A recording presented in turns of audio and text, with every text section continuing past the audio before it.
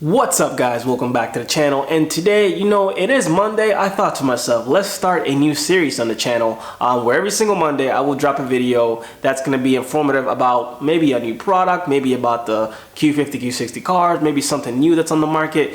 Either way, it's going to be around the car community. So every single Monday, expect a new video from me revolving around the car community. So today what we're going to discuss is pretty much, let's kick things off right for you guys for the community. You've been asking for this video on Instagram and on the Facebook page a lot. So we're going to talk about how to quickly gain over 100 wheel horsepower and close to 200 wheel torque off of this car. Doesn't matter what trim you have, so let's get right into it. Now guys, when I first start modifying anything, the first thing that I do is come up with a plan. It is ideally smart to come up with a plan with how you're going to execute whatever it is your goal you're trying to achieve. So yes, you have a goal and you have a plan. You got to put those things together, and honestly that's just how my mind operates. I don't know how everyone out there in the world does, but when I first got this platform, I thought to myself, I want an 11-second car. I don't care what in the 11s I reach, the further I go the best on pump gas. That was my realistic goal at the time, and the plan that I came up with was, I know I definitely don't want to go the cheapest route, because I know sometimes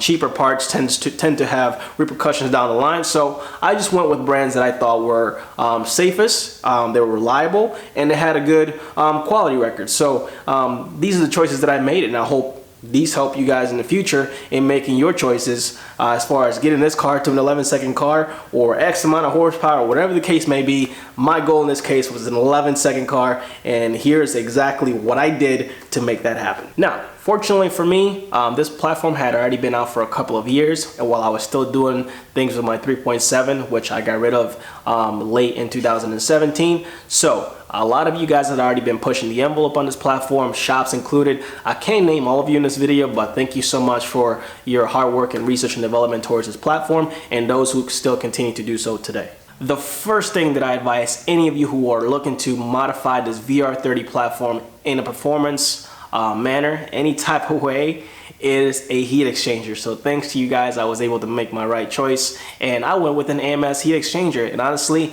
I do not have any single cooling issues whatsoever. Even after hot lapping the car at the track in 80-90 degree weather, the car still performs consistently back to back. It also helped that I did add the AMS Performance coolant expansion tank. While it does add a slight amount of fluid to the overall cooling system, it does help you, especially when you're hot lapping the car. And by the way, it looks pretty damn good, let's be honest, but it does add a little bit of fluid into the system compared to the stock reservoir, which allows you to more fluid, more capacity, more dissipation of heat, so you can perform ultimately a little bit better. Now, is it the best mod out there that you should get right off the bat? Maybe not, but a heat exchanger is highly recommended, and the coolant expansion tank, as I named in one of my previous videos, isn't a supporting mod. So definitely look into those things to do right off the bat, cooling mods. Up next, what we have is a set of downpipes. Personally, I have a set of 2.5-inch lower downpipes by Fast Intentions.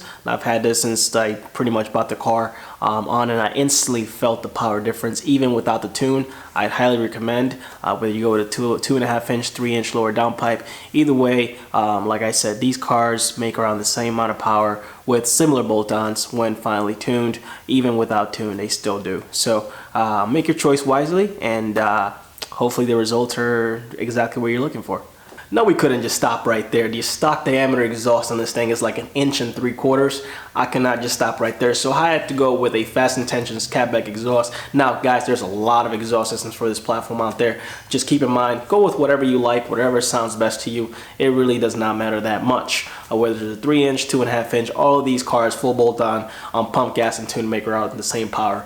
But anyways, back on topic. I have a Fast Intentions 2.5-inch catback exhaust system, and it sounds great, performs great. I mean, you guys have seen my numbers, and it definitely is worth every single penny that you pay for. Now, before we get to our results, I did one more modification as far as the bolt-on. I added a set of intakes. Why? The stock air boxes on this car are actually really good, and you really only need to add a set of maybe aftermarket filters or even the stock filters. They perform really good. but instead I went with a set of AMS Performance alpha intakes, which have shown results to shine, especially in the top end, especially between 4,000 and 6,500 RPM from the graphs that I've seen. So it was a smart decision based off what my goals were at. So I felt it was probably the better choice in regards to an intake system.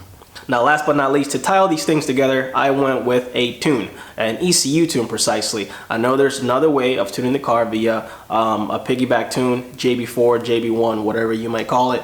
But I went with an ECU tune. I feel like it's the only way to unlock the full potential of the VR30 via a flash tune. Now, as of recent, there has been a lot of different tuners out there in this platform who have been tuning these cars day in and day out. Some of them have been doing it correctly, some of them have been doing it incorrectly. Now, you have to make sure you do your research on what's important to you in terms of when you do decide to get a flash tune. That's really important, guys. This is your ECU you're flashing. It's rewriting the stock memory data in your ECU that's ultimately going to have your car perform differently. So you should be in control of who you're going to go with, and exactly, you should ask the right questions prior to getting some of these things done. So after doing my research, I went with AMS Performance, which ultimately I'm happy with. Now I'm going to show you guys my dyno graph, and as you guys can see, my graph is really unique compared to some of the other 93 octane pump gas graphs that I've seen out there. If you can see, my power level holds all the way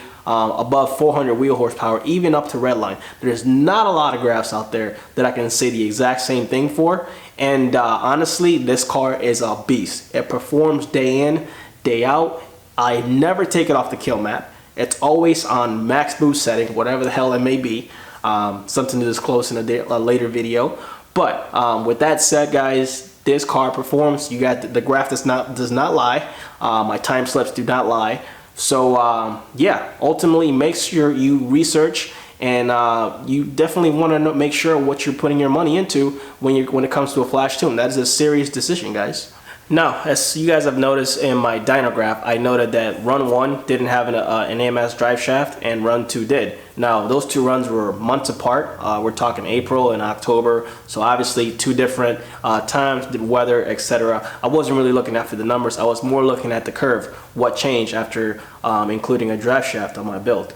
Now, as you guys know, the stock drive shaft is a two-piece design with a center knuckle that's known to rob power out of the platform. So by upgrading to a one-piece design, you kind of free up some of that horsepower that you were losing thanks to that two-piece drive shaft. Overall, we call it drivetrain loss in the car world. So getting some of that power back, and I think overall is where you're seeing the difference among the two curves. And overall, it resulted, as you guys can see, 459 wheel horsepower, 497 foot-pounds of torque.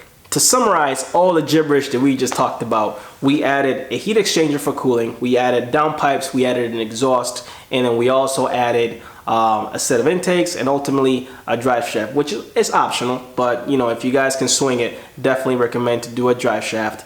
And ultimately, it resulted in over 160 wheel horsepower over stock, and almost 200 foot-pounds of torque. I don't have a copy of my baseline dyno since I did it at a dyno different than the one from the initial tune. So my first dyno numbers on the car stock, keep in mind this is a silver sport, as you guys would call it. I dynoed at 287 wheel horsepower, I believe it was, and 302 foot-pounds of torque. So the difference is rather large. 160 wheel horsepower and almost 200 foot-pounds of torque of just those mods, which some of you guys will call this a full bolt-on mod kit, so to speak. So there it is, guys. It's no secret. It's out there. Now, I'm not saying everyone's going to make this exact number.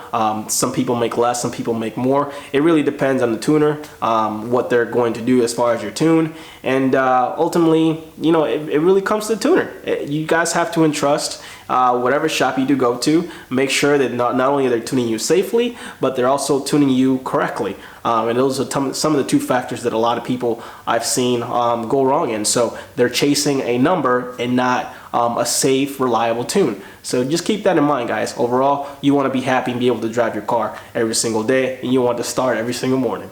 So since this video was highly requested across multiple social media platforms, I hope you guys are watching, those of you who requested it. And since you're watching, give this video a like, guys. Thank you so much for watching. If you haven't subscribed to the channel, go ahead and subscribe, and I'll see you guys next Monday for another informational video with Midwest Hoonigan.